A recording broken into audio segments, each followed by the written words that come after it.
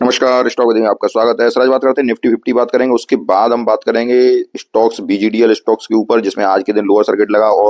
और दो न्यूज और ये दो स्टॉक्स और कवर करूंगा आज के दिन, और जो स्टॉक्स होंगे जो कि फंडामेंटली बहुत ही जबरदस्त हैं, और उसको मैं पहले भी न्यूज कवर कर चुका हूँ कि वो न्यूज देखो पुरानी न्यूज है, लेकिन स्टॉक्स में मोमेंटम उन स्टॉक्स में बराबर बना हुआ है और लगातार उनमें से किसी न किसी स्टॉक्स में मूवमेंट आगे भी जारी रहेगा, और वो स्टॉक्स में मूवमेंटम लगातार 2028 या 2030 तक जारी रहेगा।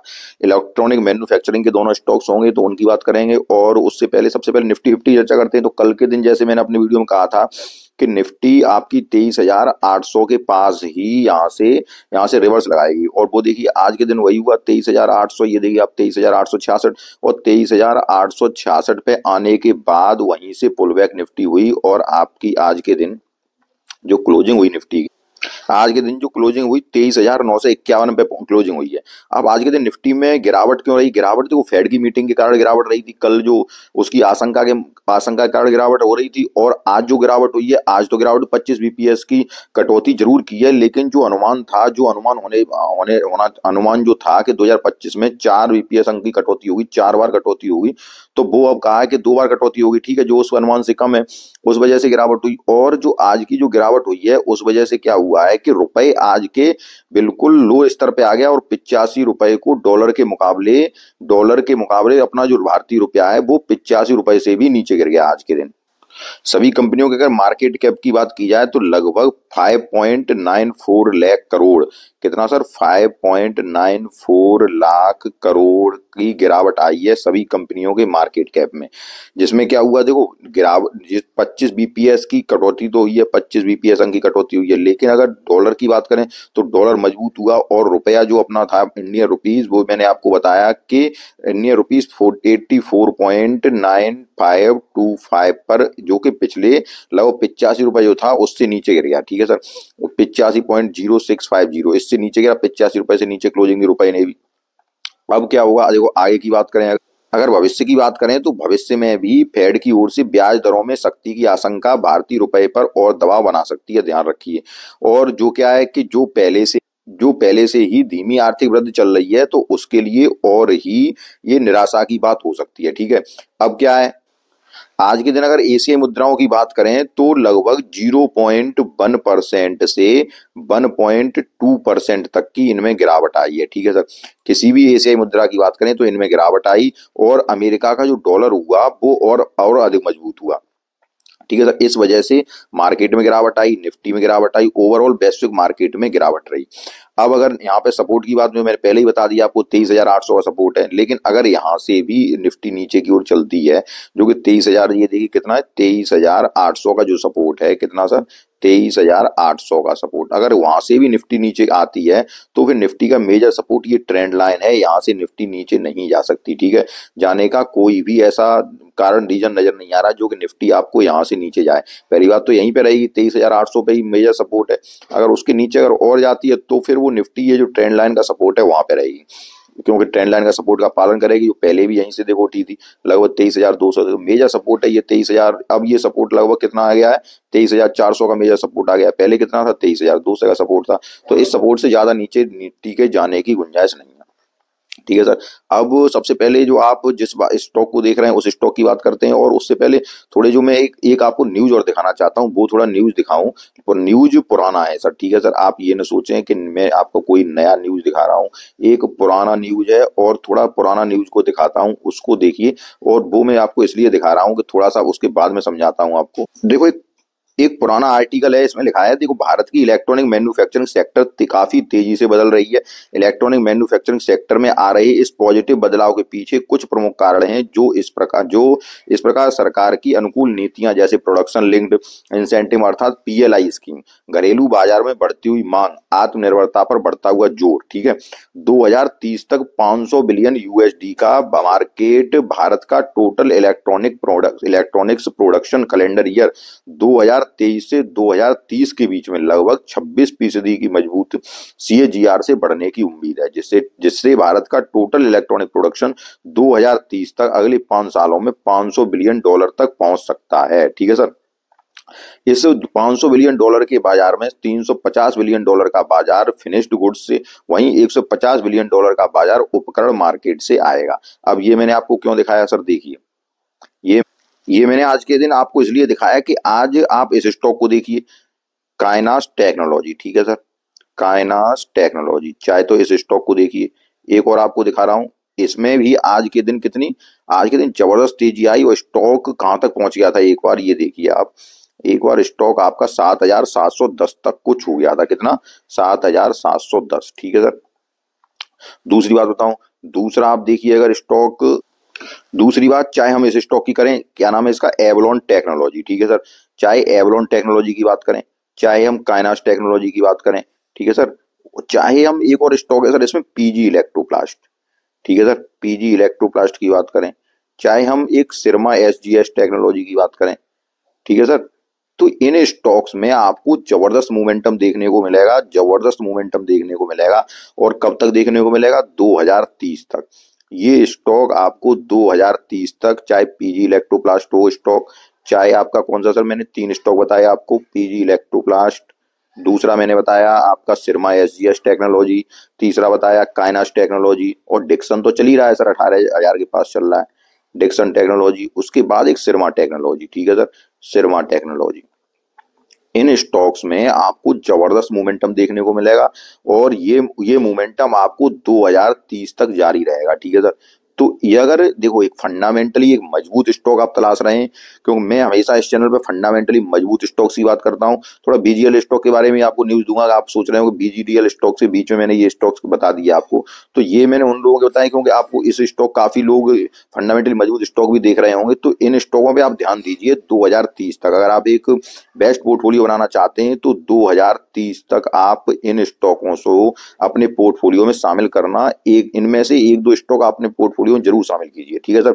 चाहे उसमें सिरमा टेक्नोलॉजी हुआ, मैंने 4 स्टॉक आपको फिर एक बार रिपीट करता हूँ, चाहे सिरमा टेक्नोलॉजी हुआ, चाहे आपका काइनास टेक्नोलॉजी हुआ, चाहे आपका एवलॉन टेक्नोलॉजी हुआ, और चाहे आपका पीजी इलेक्ट्रोप्लास्ट स्टॉक हुआ, इनमें से आपके पोर्टफोलियो में 2 स्टॉक जरूर होने चाहिए। और स्टॉक आपको 2030 तक यहाँ से बम्पर रिटर्न देने के लिए तैयार हैं, ध्यान रखिए, ठीक है सर। अब हम बात करते हैं आपका, आप जिस स्टॉक के लिए देख रहे हैं इस वीडियो को, बीजीडीएल स्टॉक्स के बारे में, ठीक है sir, Bharat global developers limited. अगर इस स्टॉक की बात करते हैं, अभी चार्ट पे चलते हैं इस स्टॉक के, अब हम बात करते हैं बीजीडीएल स्टॉक से ऊपर, Bharat global developers limited, Bharat global developers limited, इस स्टॉक के ऊपर कई बार मैं वीडियो बना चुका हूं सर। देखो अगर मेरे नजरिए से पूछो तो स्टॉक के फंडामेंटल अभी इतने इतने इतने इतने अच्छे नहीं है जितने कि मैंने अभी आपको जैसे इलेक्ट्रॉनिक मैन्युफैक्चरिंग के स्टॉक्स बताए उनकी तरह, ठीक है। स्टॉक के फंडामेंटल वीक हैं, ये आपको भी पता है और ये सबको पता है। लेकिन दूसरी बात ये है, दूसरी बात क्या है कि इस स्टॉक की न्यूज लगातार आती रहती है, कभी न्यूज आती है कि इसको, न्यूज तो आती है लगातार, स्टॉक्स को ऑर्डर मिलते रहते हैं, ठीक है सर, स्टॉक्स को लगातार ऑर्डर मिलते हैं और ऑर्डर भी अच्छी कंपनियों से मिलते हैं, चाहे इसमें रिलायंस की कंपनियां हो, ठीक है सर, चाहे टाटा की कंपनियां हो, चाहे आपको ये जो इन कंपनियों से इसको लगातार ऑर्डर मिलते रहते हैं। एक अच्छी न्यूज थी अभी कुछ दिन पहले, रिलायंस की तरफ से भी इसको ऑर्डर मिला था, 120 करोड़ का ऑर्डर था सर, ठीक है। टाटा की तरफ से भी 650 करोड़ का ऑर्डर था, ठीक है। और कंपनी को लगातार ऑर्डर मिलते रहते हैं और कंपनी लगातार अपर सर्किट और लोअर सर्किट पे चलती है। मैंने आपसे कल के पिछले ट्रेडिंग सेशन के वीडियो में भी बताया था कि देखो अगर कुल मिला के अगर मैं आपसे कहूं कि इस कंपनी का, मैं आपसे ये कहूं कि ज्यादा कुछ चार्ट क्लियर नहीं हो पाता है, ज्यादा कुछ चार्ट क्लियर नहीं हो पाता है, मैं आपसे फिर कह रहा हूं, ठीक है सर। लेकिन इस बार ये देखिए, एक मैंने आपको एक ट्रेंड लाइन डाली है, ये वीकली ट्रेंड लाइन है, वीकली इसका चार्ट खुला हुआ है, तो ये ट्रेंड लाइन डाली है। इस ट्रेंड लाइन के अगर बेसिस पे मैं आपको बताऊं तो इस स्टॉक में ज्यादा गिरावट की संभावना नजर नहीं आ रही है, ठीक है। आज के दिन बेशक इसमें एक लोअर सर्किट लगा, लेकिन स्टॉक में अगर आप ये सोचें कि इसमें कुछ ज्यादा गिरावट दिख रही हो टेक्निकली, इतनी ज्यादा गिरावट स्टॉक में नजर नहीं आ रही है, ठीक है सर। कहां तक गिरावट हो सकती है वो अगर देखते हैं तो देखो अभी कितने पे चल रहा है स्टॉक, आज के दिन चल रहा है लगभग ये स्टॉक 1,300 रुपए के पास आया है, कितने पे सर, 1,300 रुपए के पास आया है, ठीक है सर, 1,300 रुपए के पास इसकी क्लोजिंग हुई है। और अगर अगर मैं आपसे कहूं कि 1,300 रुपए के पास जो क्लोजिंग हुई है, अगर स्टॉक में अगर और कुछ बताया जाए तो देखो ट्रेंड लाइन का सपोर्ट लेना चाहिए स्टॉक को। देखो पहले भी ये ट्रेंड लाइन का सपोर्ट है, यहीं से स्टॉक उठा था, कितने 956 के प्राइस से स्टॉक उठा था। इस बार अगर ये थोड़ी और गिरावट आती है, क्योंकि इतनी ज्यादा इसमें इस बार की भयंकर गिरावट नहीं लगेगी जैसे पहले आई थी, अगर इस बार की बात करूं तो ये स्टॉक आपका 1,070 के पास, ठीक है सर, यहाँ जो ट्रेंड लाइन आ रही है अब चूंकि वीकली ये टाइम फ्रेम है, थोड़ा सा वनडे का टाइम फ्रेम खोलता हूँ, उसके बाद आपको समझाता हूँ मैं। अगर वनडे के टाइम फ्रेम पे चले हम यहाँ पे, तो ये देखिए, ये जो यहाँ क्लियर होगी स्थिति, ये देखिए आप।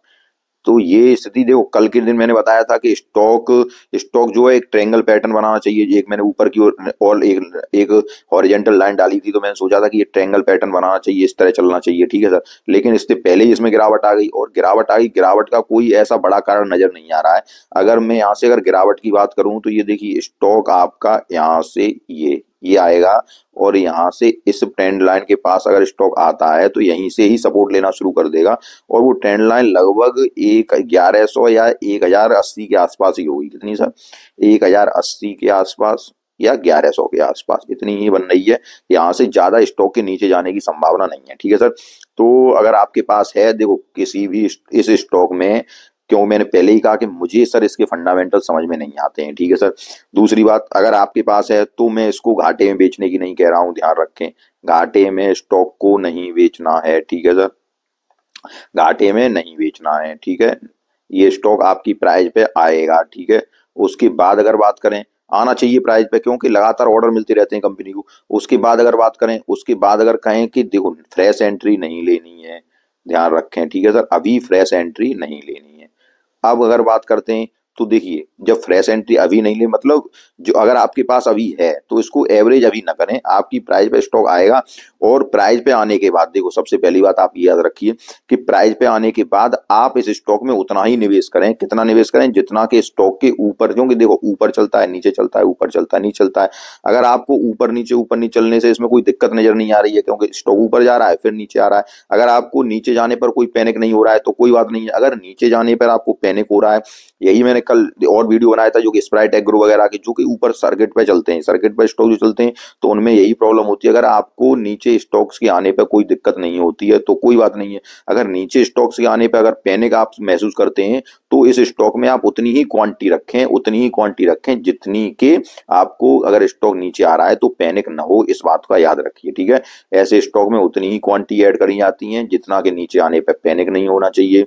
और अगर आपको पैनिक होता है, अगर आपको दिक्कत होती है, अगर आपकी हार्ट बीट बढ़ती है, तो ऐसे स्टॉक में आप निवेश ना करें, ठीक है। लेकिन आप जब नीचे आता है तो परेशान हो जाते हैं कि अब क्या होगा, अब क्या होगा। तो पहले ही आप सोचना चाहिए कि अगर ये देखो चलता है, अपर सर्किट पे चल रहा है, लोअर सर्किट पे चल रहा है, अपर सर्किट पे चल रहा है, लोअर सर्किट पे चल रहा है, जब आप लोग एंट्री करते हो तो आपको पहले से ही पता रहता है।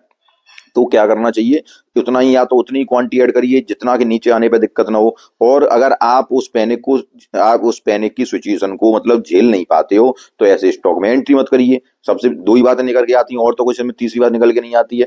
स्टॉक में गिरावट ज्यादा होने की संभावना नहीं है। गिरावट जो मैंने आपको बताया 1080 या 1100 तक ही रहेगी, ठीक है। उसके अलावा इस स्टॉक ज्यादा नीचे गिरने की संभावना नजर नहीं आ रही है, क्योंकि इस स्टॉक को देखिए, ऊपर से मैं केवल टेक्निकल आधार पर इस तरह बता रहा हूँ, क्योंकि इस ऐसे स्टॉक्स में कुछ ज्यादा बताया नहीं जा सकता, ये भी आप याद रखिए। नहीं आप ये सोचें कि आपने तो कह दिया यहाँ तक आएगा बस, और वहां से बाई चांस नीचे चला गया, क्योंकि मार्केट है, हमेशा रिस्क होता है, और ये स्टॉक्स को वैसे भी रिस्की है, ठीक है सर।